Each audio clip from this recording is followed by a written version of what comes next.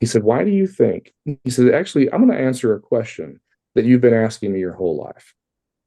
And I was like, what question is that? And he said, you've asked me many times, why?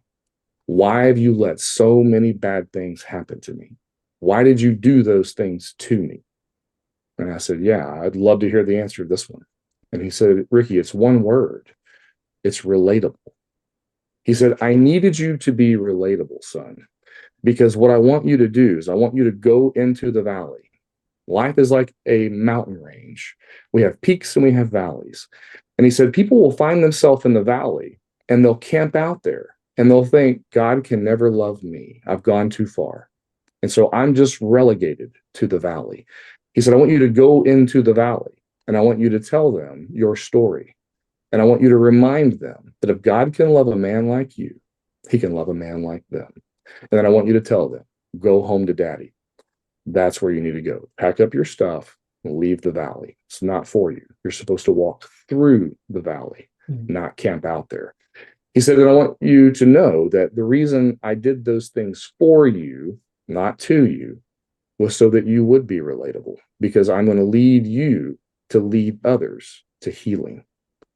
And I thought, oh my word, I never thought that my life could have so much purpose. I never thought that God could take a man like me, the mess that I am, and make something good out of it. But he has, and he did.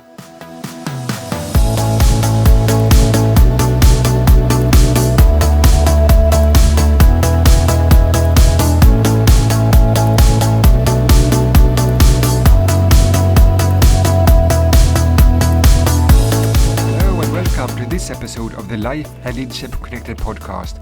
I'm so excited that you're here. My name is Dahlén and I am your host. In this podcast, we talk about life purpose, our why, that it gives us meaning and direction for what we do in life. We talk about life and leadership. What gives us life?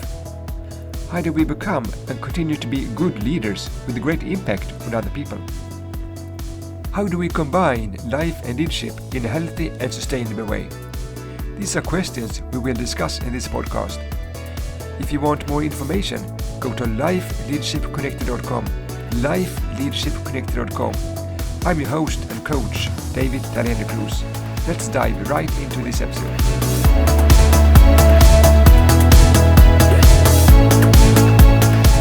Hello everybody again to this episode of Life and Leadership Connected podcast. Today we have a very special guest. His name is Ricky Sluder. It's like a German U, like Sluder. Sluder, Ricky Sluder. Oh, great.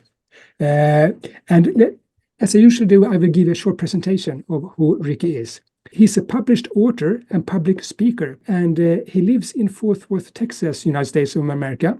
And he is a life coach and a head coach and CEO. At an organization or something called Accepting Truth, Finding Hope. And he's a survivor from extreme childhood trauma. And earlier he suffered from a complex post-traumatic stress syndrome from serving as a police detective in the state of Texas for 10 years. And he is also a survivor of severe mental health problems for 40 years from negative experience in his life. And that led to he got improper belief systems about himself and life in general. And he sought help through the traditional mental health model with medication and therapy for this, but without experience any particular help or release from these problems. And this led to that he walked away. He walked away from this kind of help, and he found another kind of help that we will talk a bit later. And this helped work much better. And today he works as a coach, and he coached people sidelined by life, just like he was. And he helped them come back to life, so to speak, to function normally. He found that a faith-based approach was what helped him, and that could be an alternative way back to health, to mental health. And today he also helps people identify, overcome, and grow from life circumstances that are negatively impacting them And yeah, and there's four key areas that to work with. That is acceptance, identity, security, and purpose. Is there something I missed, Ricky? No, you got it, David. Appreciate the introduction and the kind and warm words. Okay, thank you. And if I didn't say it before, welcome again to the podcast, Ricky. Tell us a little bit about yourself. I mean, tell us a bit of your story, so we understand like a bit your life journey, and so we know, so we understand how did you get to where you are today. Yes, sir. So take you back to early childhood. I was about, I guess, 4 years old, and my mom and dad were married then. And I'd say we had a normal life. My dad had a construction company. He kind of came from nothing, and probably eighth grade education, and built himself into this business that he owned and was doing well. And he ended up doing a project for a man. I think it was about 1979 or so. And that gentleman, use the term loosely, had defrauded him out of about $90,000, I think, in that time, which was a lot of money. And my dad made the conscious decision that, he could pay the IRS or he could pay his men. And these men had kids and they needed to eat. And he, thought, I will forego paying my taxes and I will make sure these men eat. I'm not going to leave them destitute, despite what this other man did to me. And the IRS disagreed with his decision, as you might imagine. And they ended up seizing everything that we owned. And it was quite the bad situation. I don't quite know how else to say it. It was hell. And as a result, my dad, I'd say, just kind of lost his way. He became very murderous. He was so angry at this man for what he had done, and he couldn't see past his own rage. And he wanted to kill the guy, and thankfully he did not. But he turned all of that negativity toward his family, and he would just fly off in these fits of rage. And I remember watching him one time tear a recliner in half with his bare hands. Like, how does a person do that? I mean, you have to be very angry. And so he was very violent, and he said horrible things to me that negatively impacted, my identity. And all I really wanted was for him to love me. I'm a little boy, and he would call me, the P word, and call me a candy ass and things that you shouldn't say to a little boy, but he was just kind of lost in his own stuff. And anyway, he ended up leaving the family, and then it was down to my mom and my sister. And so, we were very poor. I think I slept on a couch from about age 9 to about 16, and did life alone. While my mom was trying her best to deal with her own stress and things going on as a result of my father's, decisions. She had to work 2 jobs, and it left me just kind of fending for myself. And so, all of those issues in life just kind of were frontal attacks on my own identity, and it caused me to strive for the acceptance of others. I began thinking that, David, if I could just get straight A's, if I could just do well in sports, if I could just, do these things, accomplish these tasks, then my dad will come back. He'll love me, and my mom will want to spend time with me. And none of those things occurred. It just caused me to work harder and strive harder and continue on this, what I call now, a rat wheel of insanity, striving for the acceptance of others in hopes that I could just find that one key thing that we all want. It's love. Yeah. So I'll kind of pause there. But that was the foundation of young Ricky. And all of that set a foundation for me as I became a young adult and into my adult years. Yeah. One foundational event that happened as a result of kind of being a unsupervised youth, I ended up hanging around some fairly rough people. Usually what happens whenever you're, I'm going to say, poor white trash, that's what we were. And 14 years old, I ended up in a robbery / gang jumping situation where these men were trying to rob us at 1 a.m. Behind a pawn shop in Dallas. And it was a knife fight. And one guy cornered me in the car that we were in. He came into the car and he put a knife between my eyes. And I have since then stared into the eyes of evil many times. But that was the first time that I saw evil in the eyes of another human being, the way that I saw in him. And I haven't seen that degree since then. He was a very lost soul. And I ended up talking him out of killing him. And I remember the look on his face, the bewilderment, that he didn't even understand why he wasn't going to go through with what he told me he was going to do. But as he backed away and the confusion on his face, and he exited out of the car, and within probably 30 seconds, I watched a friend of mine kill him with a machete. And it was that event really that made me pause and kind of take stock of the fact that I don't want my life to continue this way. I want more out of this life. Tonight I almost died. It wasn't the first time in my young life, but it was a pivotal point where I thought there's got to be more to this, and I've got to figure out how to get myself out of this, wrong side of the tracks. I've got to go make something out of my life, and that was again kind of a key moment for me as a young man.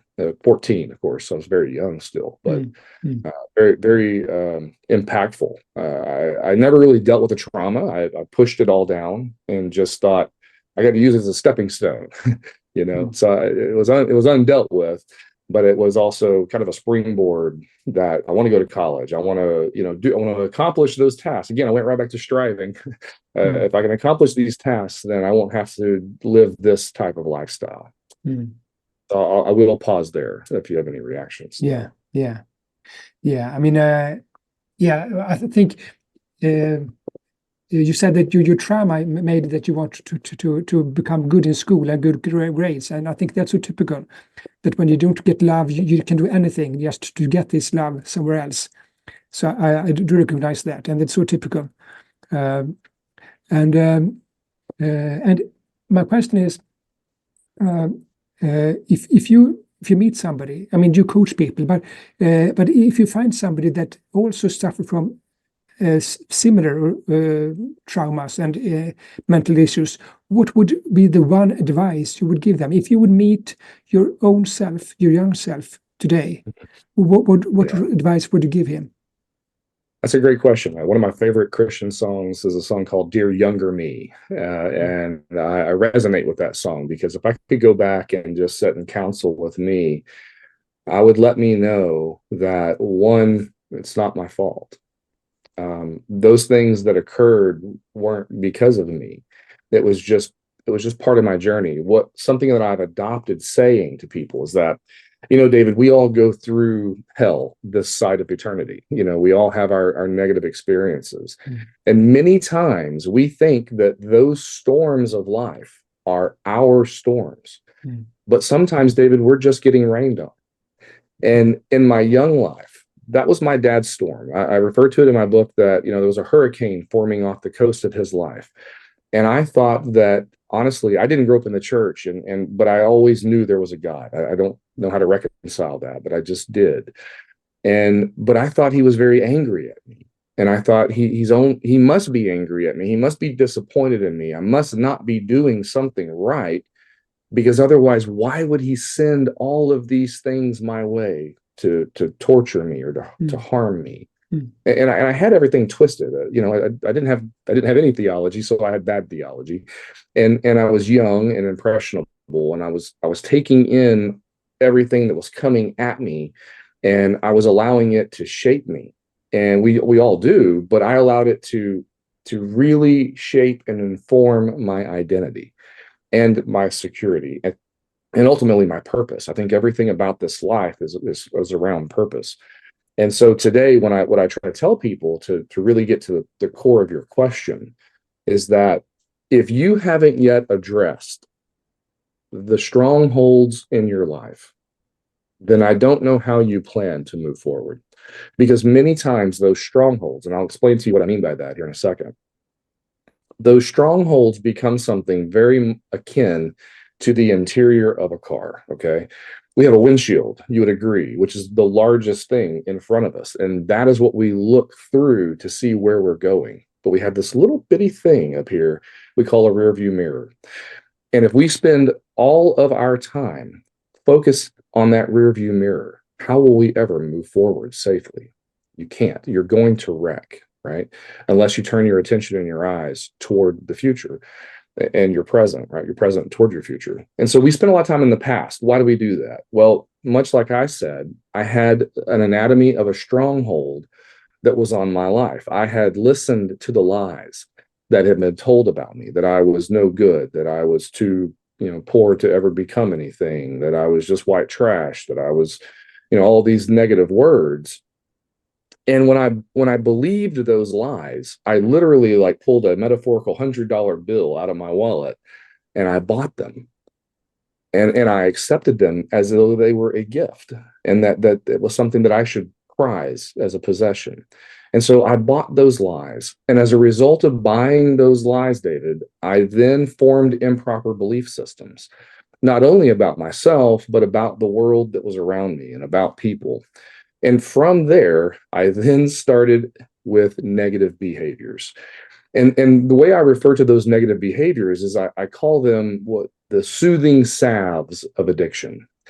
Some people turn to alcohol and drugs. I started drinking at about 13 years old. I started smoking at 15, smoking a pack a day at least, and drinking way too much for my age, fighting. I was just involved in a lot of negative things, but then I discovered sex as a 15-year-old boy.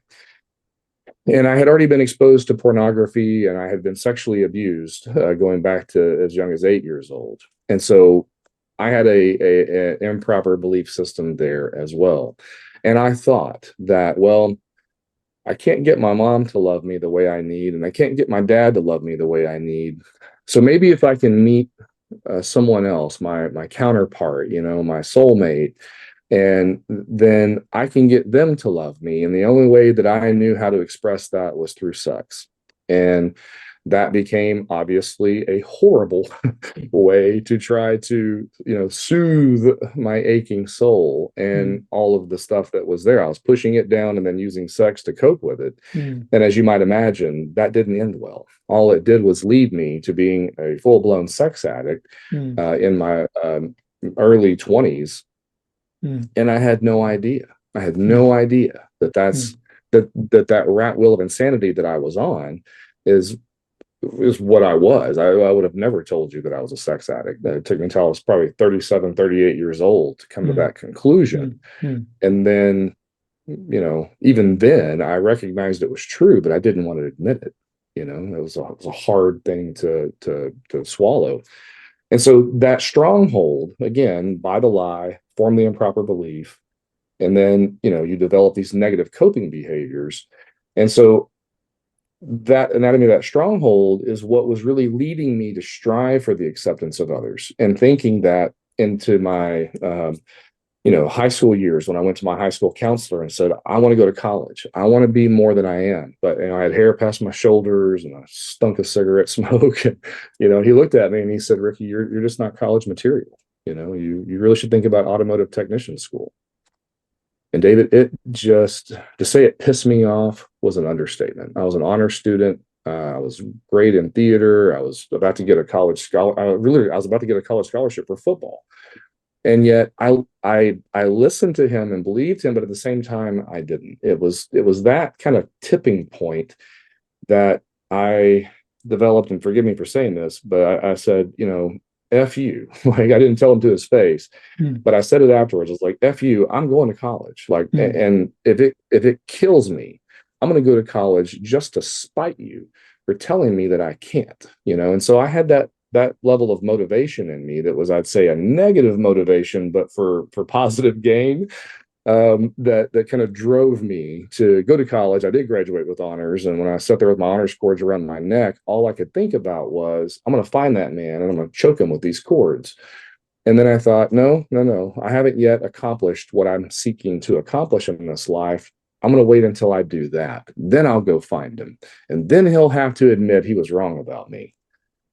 How foolish is that? That I was holding on to that little grudge of him telling me that I was no good. And it stuck with me into my mid-20s. A man that I didn't even know. I can't even tell you his name today. I have no idea who he was. But that wound was so fresh, and it was just amplified by the fact that it had been the same wound, I would say, that if you've been stabbed and then somebody else comes along and stabs you in that same spot over and over and over again, it just hurts, And so I carried that, and I didn't realize that my real problem was really with the boundaries that I had never formed with my folks, and hadn't dealt with any of that stuff that was poison in an infected wound that I had just continued to just push down and say, we'll deal with that later. I have too many things to accomplish today, So I'll pause there, and hopefully I answered the question that you're trying to get me to answer. Absolutely. And you, I realized that I started to read your book a little bit, and what you found as that helped you out of these mental problems was faith, and so you found a faith in God. I did. And how did that happen? So can you explain a little bit about that? Oh, and when did it happen?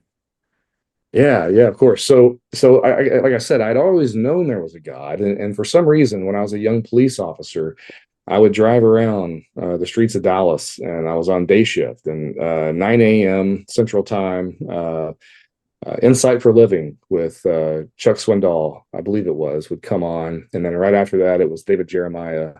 There were two great Bible teachers on a Christian radio station that a friend's mom had introduced me to, that I thought was terribly boring. I got to be real with you. I thought, why does anybody listen to this crap?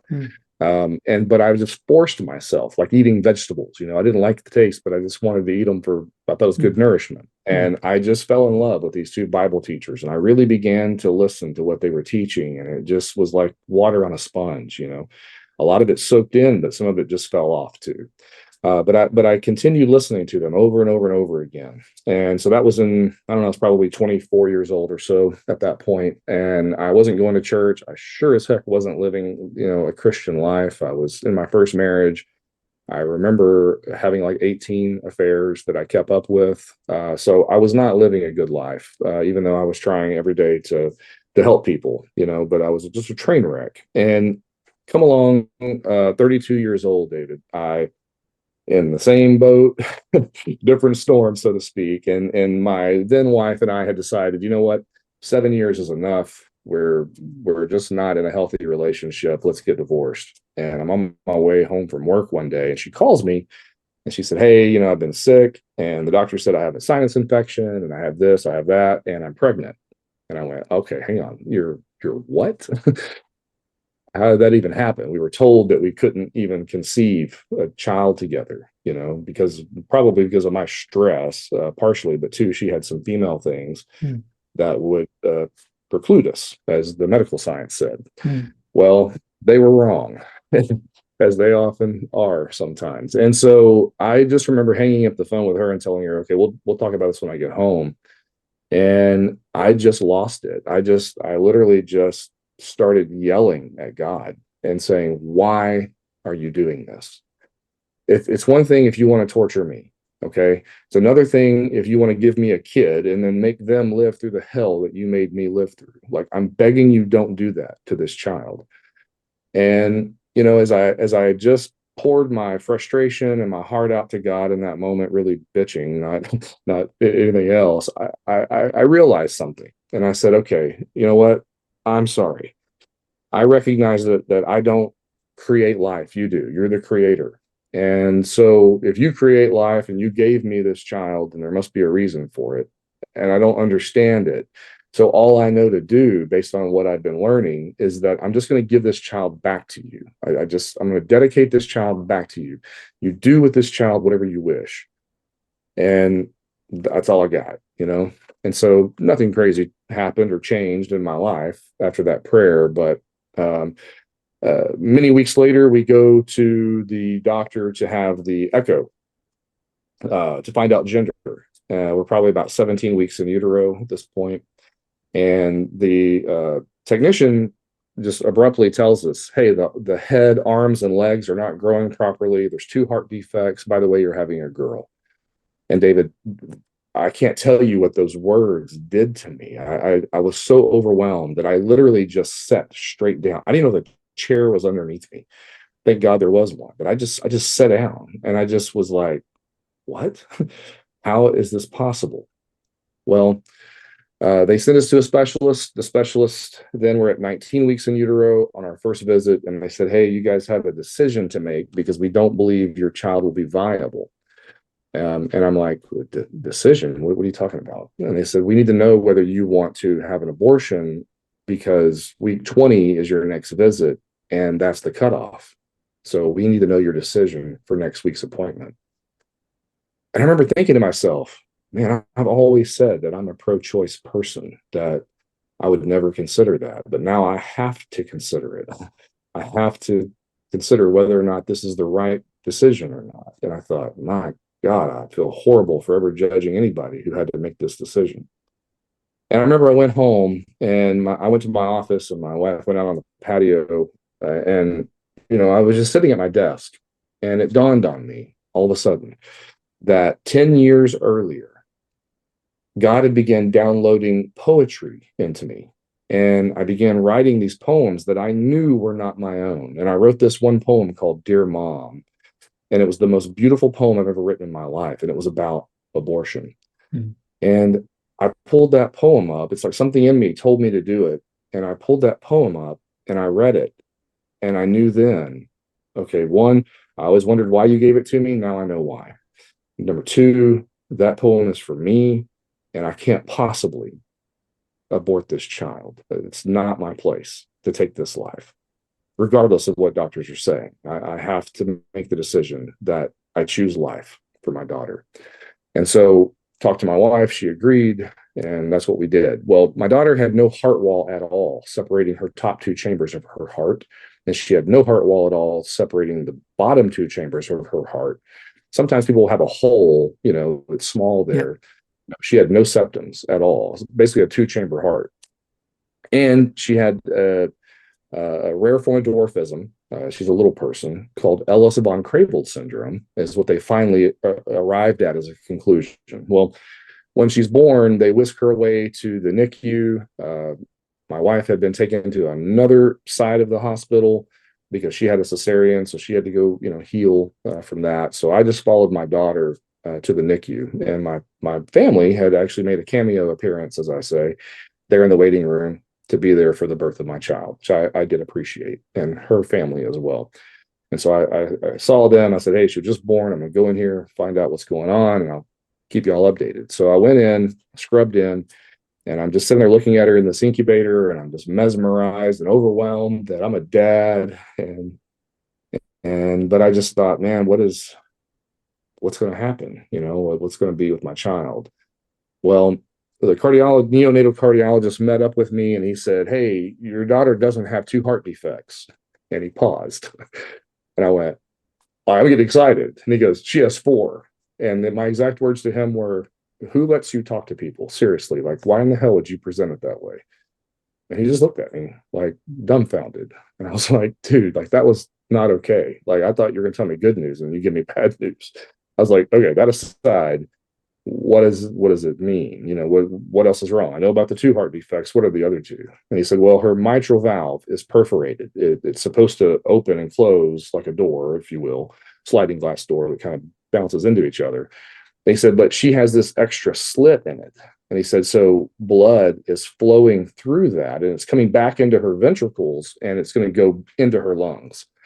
And he said, and then there's this membrane that I discovered that's blocking her pulmonary vein in a way that's also creating backflow.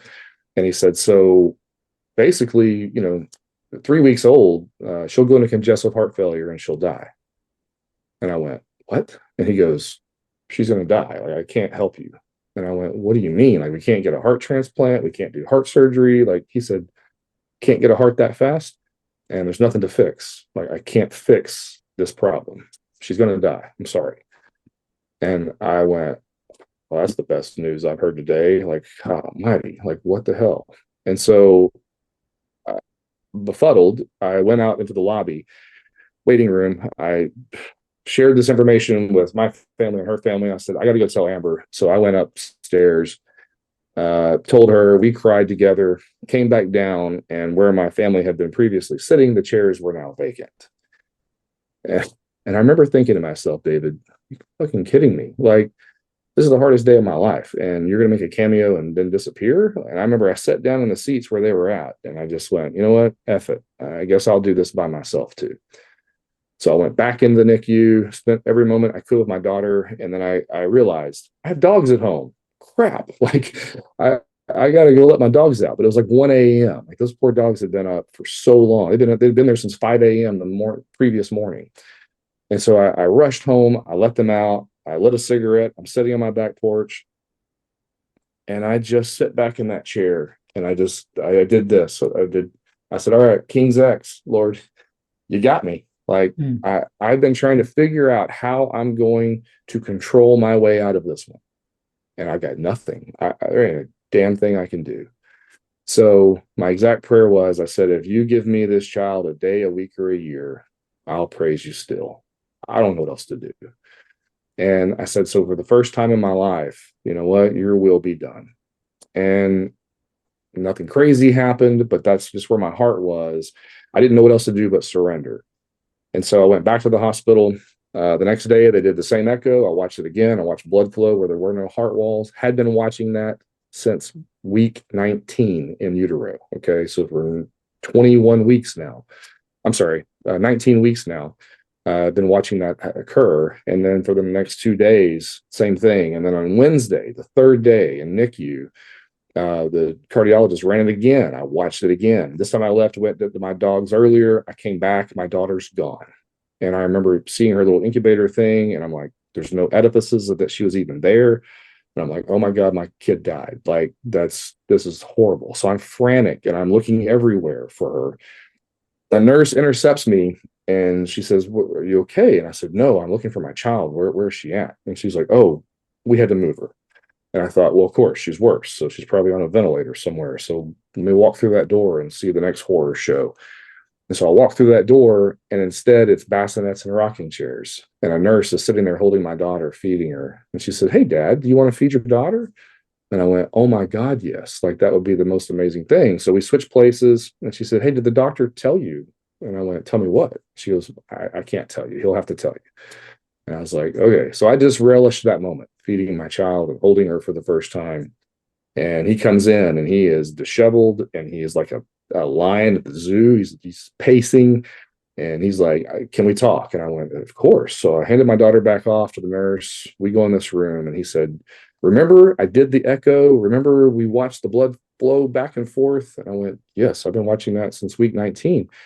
And he was like, yeah, well, I reran that test, and there was a perfect septum the second time I ran it. It was not there this morning.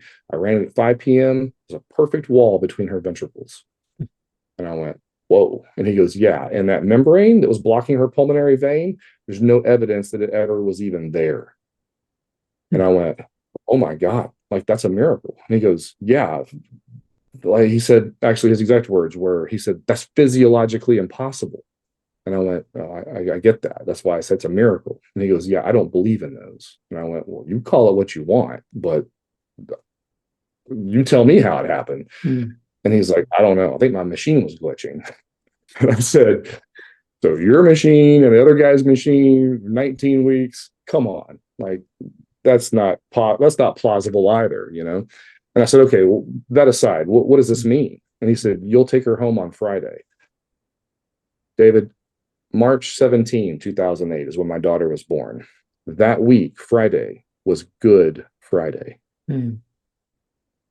And that was not lost on me. And so I had a realization when I was putting her in an Easter dress on Sunday morning when I had her home with me. 2 heart defects had been healed. She still had 2 more, so she wasn't out of the woods. But it was one of those situations where I went, Lord, you did this. I don't know why you did this. I wouldn't have done this for me. I don't know why you did. But apparently everything that I've thought about you, meaning thinking that you were this mean, angry, wanted to just thump me off this blue marble kind of a God, I've had you wrong all along. Mm. And I don't know what to do with this right now, other than to say thank you for giving me my little girl.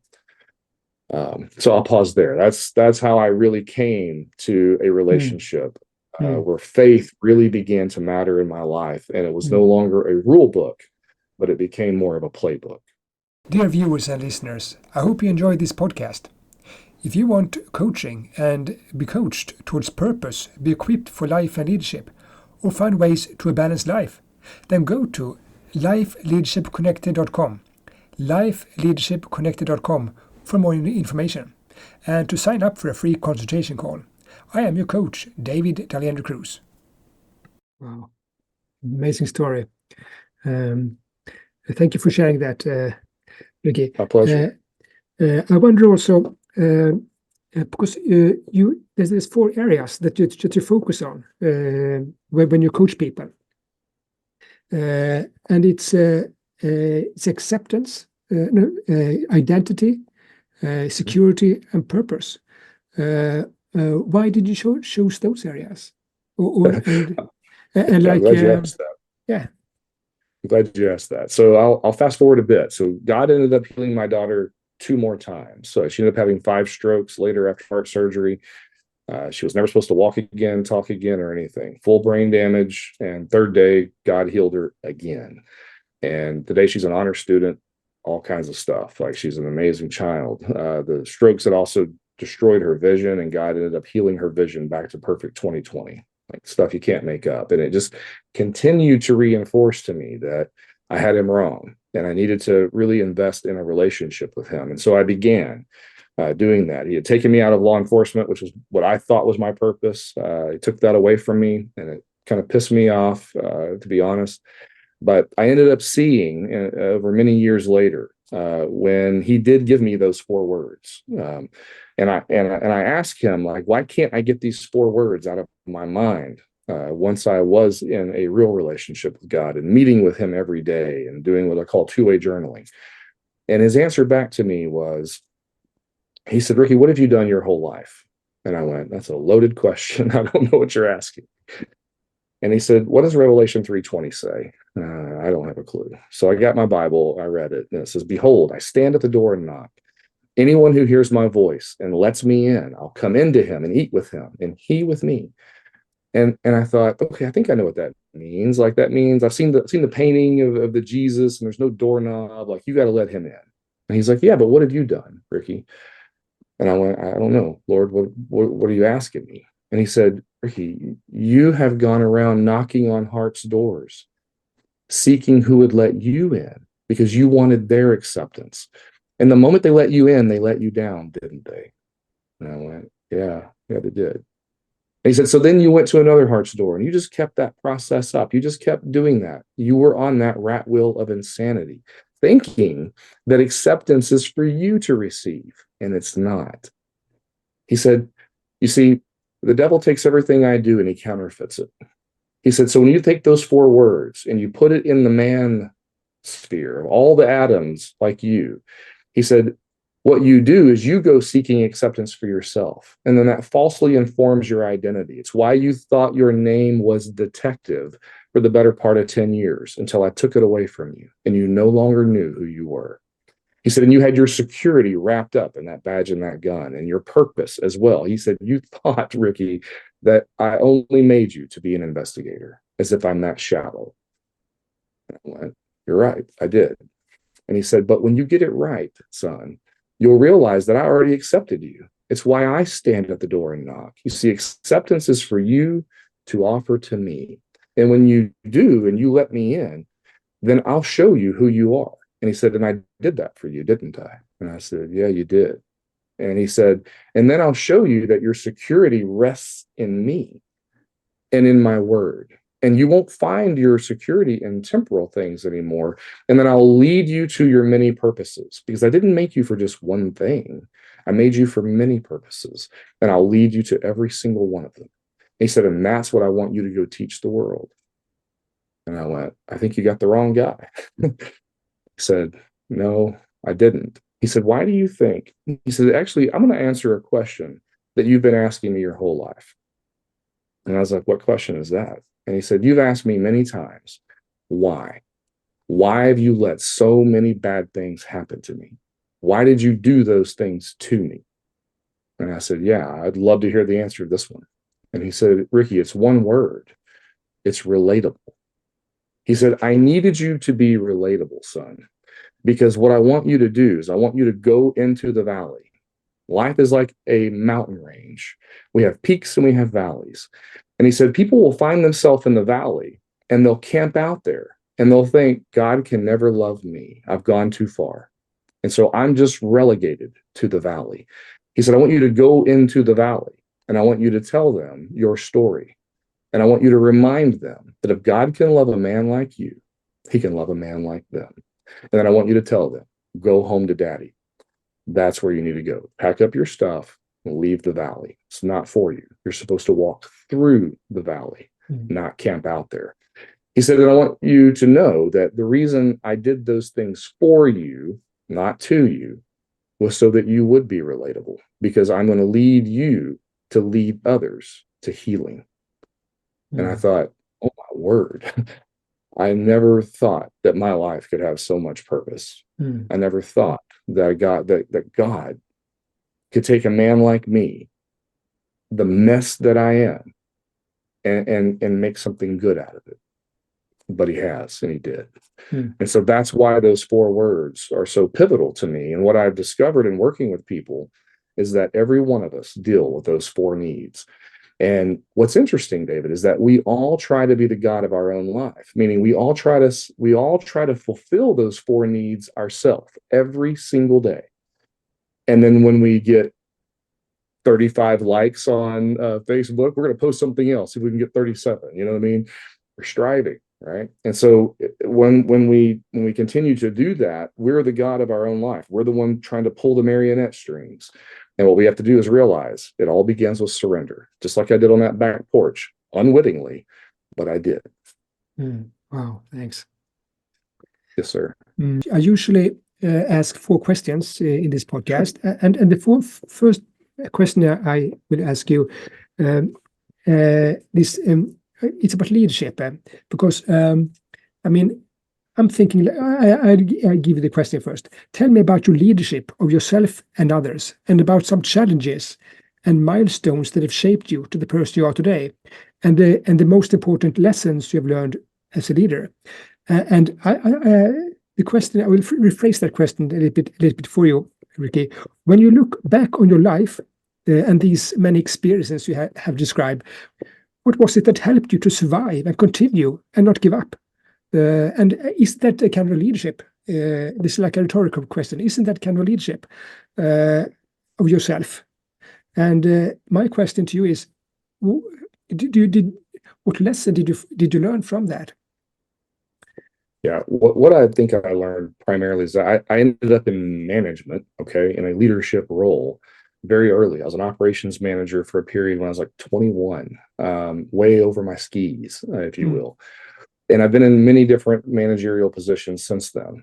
What life has taught me is that a person who ends up in that role, who has the designation as a leader, some people act like a leader and some people act like a manager. There's a difference. Leadership is really being willing to serve the interest of others and helping them to grow, and really being a guide and a teacher for those who are serving underneath you, and teaching them also to be servant leaders. I think the problem in our society is that because we try to fulfill those 4 needs, many of us, and myself included at a given point in time, thought if I can just end up in that top spot, then I can call the shots and I can be God over that organization. And that's why insecure men and women sometimes end up in those high places, and they make life hell for everybody underneath them. And so what I've learned at this point in my life is that my job in that role is not to take your success away from you. It's to help you understand why you're succeeding, and then to help you to grow so you can continue to succeed without ever thinking that you need to step on the throat of another to do so. Mm. Mm. Yeah, That's what I learned from it. Yeah, thank you. And another question I wish to ask is like this: Tell me about what gives you life within the area of focus that you've chosen to spend most of your time in your life, and how you keep your energy at high level day by day. My question is, what gives you life today, Ricky, and restoration from a hectic workday when problems come your way? Yeah, it's a great question. I remember asking God one time, like, I had a vision one day, or I was on this mountaintop, and really I was kind of camped out there. And when the vision ended, what God revealed to me was different than what I thought. I love mountains, I love the majesty, and I always feel closer to God, I guess, because the elevation maybe. And it's my happy place. And I took it as a positive thing. And he said, Ricky, that's not a positive thing. He said, what you've done, son, is that you have retreated as high as you could possibly go so that no one can get to you. And he said, if I wanted you to be on an island by yourself, he said, don't you think I could have taken you and the other 8 billion people on this one rock, and I could have distributed you all on your own place? I could have, but I put you all in one place for one important reason, and it's relationship. He said, you've got to learn to be in relationship with people, even if they hurt you. You've got to learn how to be in relationship, and you have to be able to foster relationship. And he said, so what you're doing by isolating yourself is the opposite of what I need you to do. So when we think about why leadership is important, why do we need to be in these roles, what is it all about? Well, it all comes back to the foundation of building and being in relationships with one another. You and I could probably succeed at something on our own, okay? But how could you, David, have the podcast and be successful without the guests that you've brought on, right? And how can I, as a life coach and a person, an author, be successful if I don't also have people like you willing to bring me onto their show and us be in a relationship together and cultivate and learn from one another and be willing to listen, not just hear, and take that information and grow from it. So I hope I went the right direction with what you were asking me. But for me, relationships are so fundamental, but it's also sometimes the thing that we put all our energy and focus on when it's a negative thing.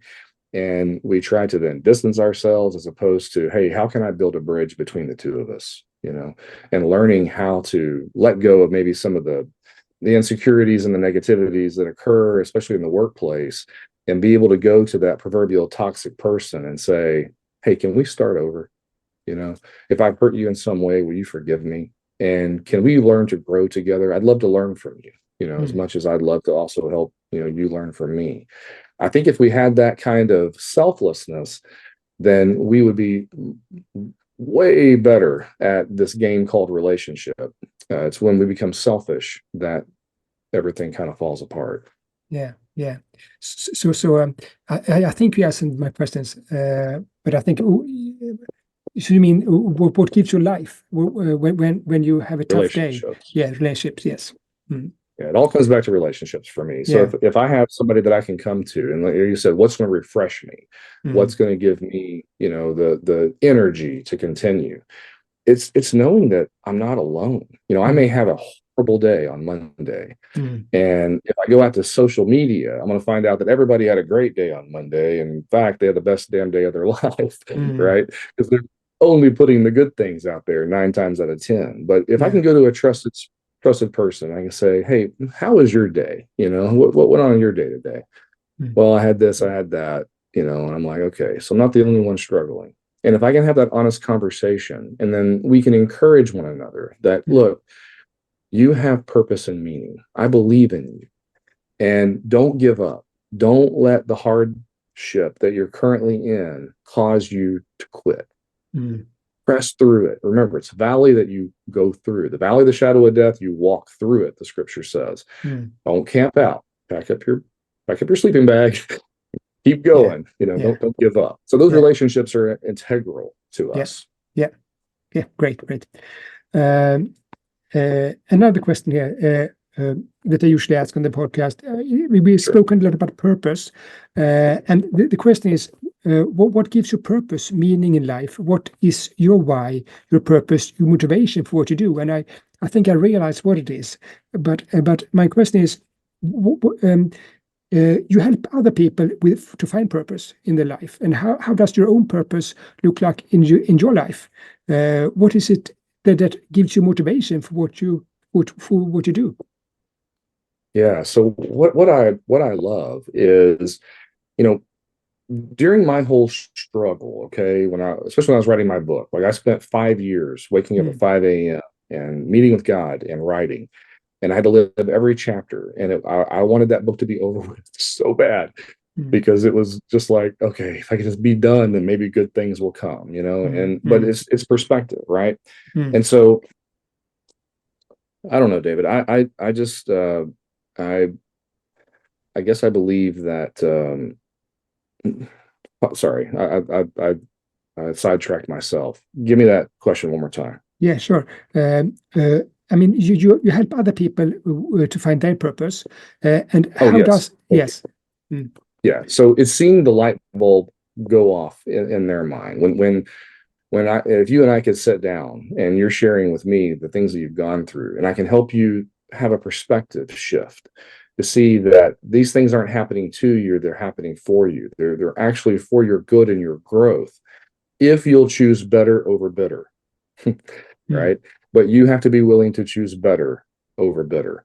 And when I can help somebody see that, okay, yeah, these are challenging and dark times that I've gone through, but yes, there is a purpose for my life. I was created on purpose and for a purpose. And when you can help somebody really see that and then start to overcome those strongholds, and they begin to build security in growing a relationship with God and with themselves, I think, there's one of the most famous scriptures that's ever out there is one of the Pharisees asked Jesus, "What's the greatest commandment?" And he said, "Love the Lord God with all your heart, soul, and mind." But the second is just as great: love your neighbor as yourself. Well, we always focus on love your neighbor part, but we miss the part about as yourself. If you don't love you, how can you ever love anybody else? And so teaching someone that they have worth and they have value, and letting them start to really bask in that, it's a beautiful thing when you're able to then have a day with them when they really say, "Today I told myself in the mirror that I love you, and I finally meant it. I finally believed it." Yeah. Wow. It's like, man alive, everything that I went through was worth it if I'm able to help them reach that same place. Thank you. Took a long way to get there. I apologize, but no, it's okay. And the fourth question here, and that comes in the podcast. Tell me how you successfully combine your role as a leader of yourself and other people, and your life as a healthy human being. What challenges and success factors? And to rephrase that to you, Ricky, how do you keep a healthy work and life balance? For example, between your speaking engagement, coaching tasks, and other things you do, family life, and so on. Yeah, I struggle like everybody else, David. I have really good days and I have really bad days. And yesterday was one of those days where I kind of found myself in, I'd say, a low. And what I should have done, and I didn't, but what I should have done was reached out to trusted people in my life and said, "Hey, today's not my best day. Remind me of what truth is." And that's what again, it comes back to that relationship factor. God put these people in my life, not for me just to go play with, right? But to encourage and to edify, and for them to encourage and edify me in return. It's reciprocal. And so I think as long as we can continue to do that, then I can be refreshed. I've gone to God many times and said, okay, who encourages the encourager, right? I've told 30 people today that they're wonderful, but I'm not feeling so great about myself. And, he'll remind me, well, one, I'll do that through our vertical relationship, but you have these horizontal relationships. Come on, like, quit acting like I haven't put people in your life who can help you. You just have to be willing to go to them and say, I'm struggling. And sometimes our pride gets in the way. Yeah. Mine too. Yeah. For all the wisdom that I've learned and Yeah. share, sometimes I'll take my own damn advice. Yeah. Finally, Ricky, tell us a little bit about your book, because I guess all that we talked about, I mean, most of it is in your book. But tell us, why should we buy your book? I mean, I've started reading it and it is phenomenal, but tell us a little bit. Yeah, thank you. Well, you can probably testify to this. I tried to write it in a tone that you and I are having a conversation. So if you like a conversational read, I think that you as the audience would appreciate at least the tone that I take. I'm asking a lot of questions. I probably leave you with more questions than I ever give you answers. But the answers are also there if you choose to dig in and seek after them. The fact is that we all have a past. The fact is that rearview mirror sometimes becomes as large or larger as the windshield. And the book is designed to help you put those things into perspective, to say, what is my past and why does it have meaning for my present? And what does it mean for my tomorrow? We all want to know who we are. I think the 4 questions that you already have read in the book that I'll share as a teaser out for those others is, why are you so insecure? Who are you? Why are you striving for acceptance? Who are you? Why are you so insecure? And what is your purpose for living? Why were you ever created? And I think if you sit down and you really begin to ponder those questions in light of where you've been, where you are, and where you want to go, then the book is designed to help you to resolve the issues of your past, to take the pain and the hardships. And if God says that he'll take bad things and make good out of them, why can't we? And then seeing what are my gifts? How have I been gifted that I've been using in the wrong way? And how can I then apply it? If I get the equation correct on acceptance, identity, security, and purpose, and I can stop the striving behavior and I can begin to really figure out who I am, absent all of the temporal things in this life, then if I lose the temporal things, I don't lose my identity, right? And so much of people is that it's all in the temporal. And take that away from them and watch them kick and scream just like I did. And I'm open about that in the book. You walk through some of my challenges with me in the book. And, and I have moments where I'm railing at God, and then I go from you're doing this to me to then saying, nope, time out. I know you're doing this for me. And so if you're looking for something to help you grow, really grow in a real way, not platitudes, not a bunch of pie in the sky nonsense, but something that you can really grab a hold of and apply it to your life, then Accepting Truth, Finding Hope might be the book for you. Yeah. Say the title again so people get it. You bet. It's Accepting Truth, Finding Hope. Okay. And the reason that I went there with that is that I think we all want happiness, but happiness is just an emotion. It's really hope that we all want. For a hope for a tomorrow, a hope for today, right? And, but we have to accept truth. I won't give away what that is. I'll let those who have a curious mind go and look for the book. It's in Amazon, it's in Barnes & Noble, it's everywhere where books are sold. So you can find it easily. Yeah, thank you. But yeah, Accepting Truth, Finding Hope. Yeah. And if people want to get hold of you and ask you questions, where can I reach you? Yeah, so my business is under the same title. It's acceptingtruthfindinghope.com. I have all of my information is out there. I have a lot of information. I have links to the book. I've been very fortunate to be featured in some major media as well. And so I'm all there under that same brand. So it should be fairly easy, I think, for folks to find me. But my first name is Ricky. My email is ricky@acceptingtruthfindinghope.com. So feel free to visit my webpage, get the book, call me, email me, however you want to do it. But that's how you find me. Yeah. Thank you, Ricky, for being a guest at this podcast. And